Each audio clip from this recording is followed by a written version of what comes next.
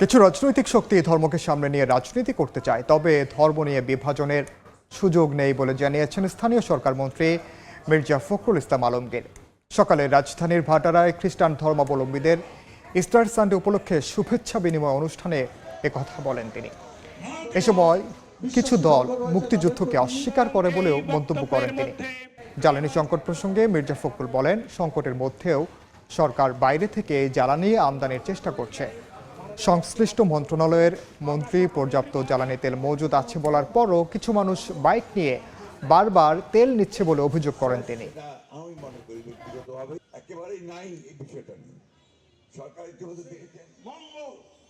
আমাদের মধ্যে কিছু রাজনৈতিক শক্তি আছে যারা ধর্মকে সামনে নিয়ে রাজনীতি করতে চায়। আরো দুঃখজনক ব্যাপার যে অনেকেই শক্তি আছে যারা 1971 সালের স্বাধীনতা যুদ্ধকে অস্বীকার করতে চায়। যারা সমাজে এখন বিশৃঙ্খলা সৃষ্টি করতে চান ধর্মকে নিয়ে, আমাদেরকে সকলকে সমবেতভাবে রুখে দাঁড়াতে হবে, প্রতিরোধ করে তুলতে হবে।